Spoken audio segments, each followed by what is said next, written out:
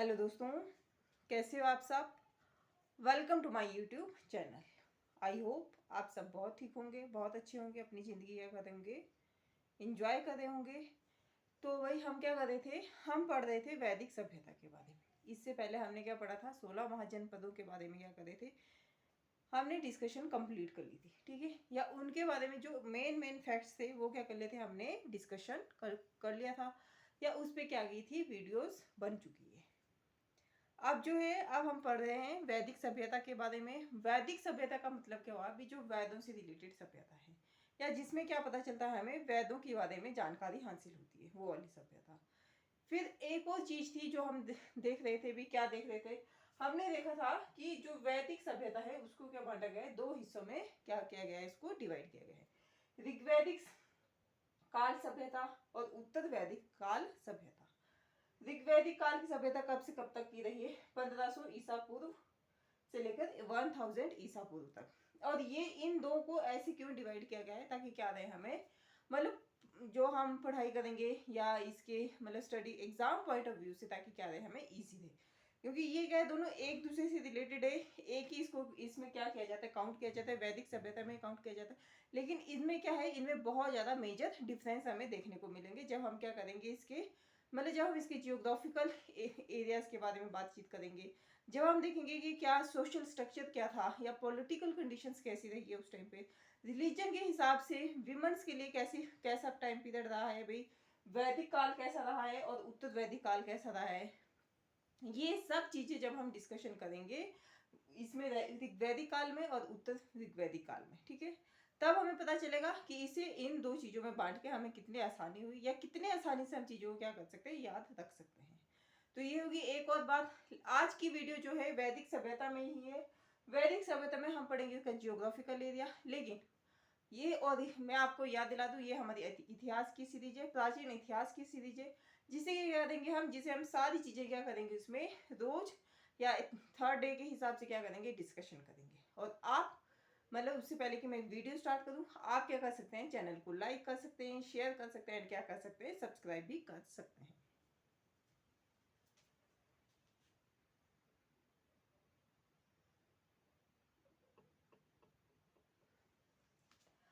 अब बात कर लेते इसकी जियोग्राफिकल एरिया की। किसकी बात कर रहे हैं हम, वैदिक सभ्यता में बात कर रहे हैं या ऋग्वैदिक काल की बात कर रहे हैं हम, जिसमें हम क्या देखेंगे भाई, भौगोलिक विस्तार देखेंगे, या क्या देखेंगे, जियोग्राफिकल एरिया देखेंगे इसका।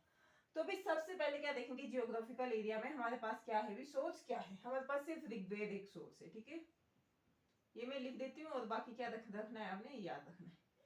यही हमारे पास क्या है, सबसे आरंभ का हमने इतिहास देखना हो, या शुरुआत की क्या देखनी हो, हमने चीजें देखनी हो, तो वो क्या बताया गया है भाई, वो बोला गया है, इसमें क्या बोला गया है, ऋग्वेद में। ऋग्वेद में से क्या होती है, इसके बारे में जानकारी हासिल होती है। ठीक है, अगर इनके निवास स्थान की बात की जाए, ऋग्वेद के जो आर्य थे, मतलब जो ऋग्वेद के जो आर्य लोग थे, उनके निवास स्थान की बात की जाए, या तो फिर क्या बोला गया, उसको सप्त सैंधव प्रदेश बोला गया है। ये क्या टर्म आपको याद रखनी है, आर्यों के निवास स्थान के लिए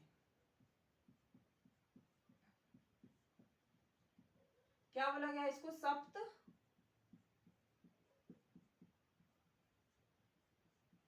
सप्त सैंधव देश बोला गया है, और जिसका अर्थ होता है भी 7 नदियों की भूमि, जिसमें क्या हो, 7 नदियां बहती हो। और ये नदियां कौन कौन सी है भी, सिंधु है, सरस्वती है, शतुद्री है, विपाशा है हमारे पास, है ना।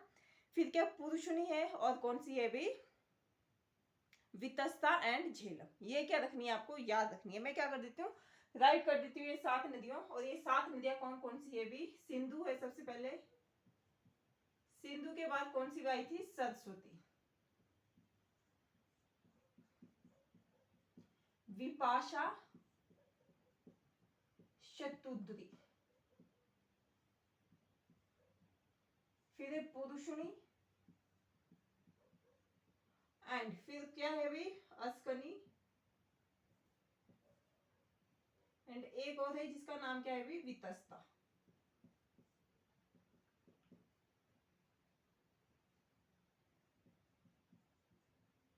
क्या है, ये 7 नदियों के प्रदेश को क्या बोला गया है, सप्त सैंधव प्रदेश। और जो आर्यों के लिए था भी, जो आर्य कहाँ रहते थे, सतलुज और यमुना नदी के जो बीच का एरिया था उसी के बोला गया सतलुज और यमुना नदी के बीच का। सतलज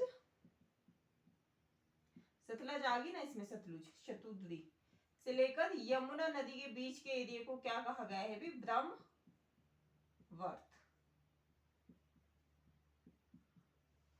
क्या क्या बोला गया है इसको, ब्रह्मवर्त कहलाता है ये, ठीक है।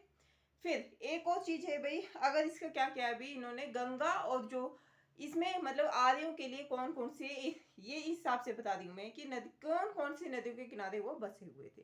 क्योंकि क्या हुआ था, जितनी भी सभ्यता है वो क्या हुई थी, किसी ना किसी नदी के किनारे क्या हुई थी, फली फूली थी। आप मतलब हमारे देश की देख लो या बाहर देश की भी जितनी भी सभ्यता है, जो प्राचीन से प्राचीन सभ्यता है वो कहाँ फली फूली है, नदियों के किनारे ही फली फूली है। क्योंकि प्राचीन लोगों ने क्या समझ ली थी, जल की वैल्यू को या वाटर की जो इम्पोर्टेंस है उसको यह समझ लिया था, ठीक है। और इस वजह से क्या हुआ था भाई, सतलुज और यमुना नदी के बीच के एरिया को क्या बोला गया है, ब्रह्मवर्त कहा गया है। और जो आर्य लोगों ने क्या किया था भाई, गंगा और यमुना नदी के जो दो आब वाले क्षेत्र थे, या गंगा नदी के जो आसपास का एरिया था, और जो यमुना नदी के आसपास का एरिया था जहाँ उसका क्या होता था, पानी जाता था, ठीक है, उन एरिया को और उसके जो क्या थे भी नेबरिंग एरियाज थे उसे भी क्या कर लिया था, उसके ऊपर भी क्या करते थे, वो अपनी शासन व्यवस्था चला सकते थे, ठीक है। या उसके ऊपर क्या होता था, उनका राजकाज उसके ऊपर चला होता था। कौन कौन सा एरिया, अब हम दोबारा देख लेते हैं। गंगा, देखो इसमें क्या हो गया, इसमें बहुत सारी नदियों के आ गया भी जिक्र आ गया, गंगा और यमुना, गंगा प्लस यमुना। और जो इसके आसपास के एरिया थे उस पे क्या था अभी, ऋग्वेदी या आर्यों का क्या था वहां पे शासन था, या उन्होंने क्या किया था वहां पे कब्जा किया था। और जो इसके बीच का क्या कहलाया है भी, ब्रह्मश्री। क्या कहलाया इसके बीच का जो एरिया, क्या कहलाया है, ब्रह्मश्री।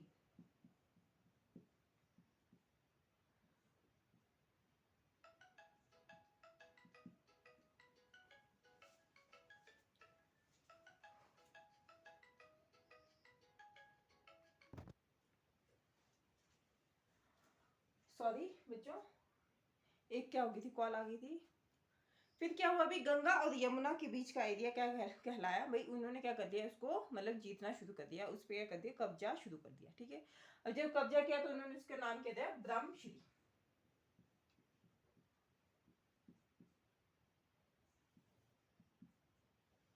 ये नाम दिया उसको। और बाद में क्या किया भी, जब कालांतर में बाद की व्यवस्था अगर देखी जाए तो क्या किया भी, आर्यों ने जो वो लोग थे उन्होंने क्या किया, सारे के सारे इसको क्या कर लिया था, जीत लिया था। सारे के सारे कौन सा, उत्तर भारत वाला एरिया, उसे क्या कर लिया था, जीत लिया था।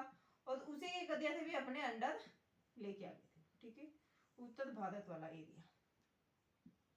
और इसे एक नाम भी दिया गया है, और उस नाम का नाम क्या है भी, आर्यव्रत। ये भी क्या रखनी है आपको, टर्म याद रखनी है। अब बात कर लेते हैं नदियों की, क्योंकि क्या है भी इसमें नदियों का सबसे ज्यादा क्या हुआ है, उल्लेख आया है हमारे पास। सप्त सैंधव प्रदेश बोला गया, जिसका मतलब कहते हैं 7 नदियों का एरिया, ठीक है। जिसमें क्या सिंधु है हमारे पास, सिंधु है, और दूसरी कौन सी है भी, सरस्वती है, विपाशा है, शतुद्री है, पुरुषुणी है, अस्कनी है, एंड क्या है भी, वितस्ता है, ठीक है। अब क्या है भी, अगर वैदिक संहिताओं की बात की जाए तो क्या है भी, उसमें 31 नदियों का हमें उल्लेख देखने को मिलता है, ठीक है। लेकिन क्या है भाई, अगर ऋग्वैदिक काल की बात की जाए तो उसमें क्या है, सिर्फ उसमें 25 नदियों का क्या मिलता है, हमें उल्लेख मिलता है। इसके बारे में क्या करेंगे, हम कल डिस्कशन करेंगे। लेकिन आप क्या कर सकते हैं, चैनल को लाइक कर सकते हैं, शेयर कर सकते हैं, क्या कर सकते हैं, सब्सक्राइब कर सकते हैं, and press the bell icon. Thank you for watching.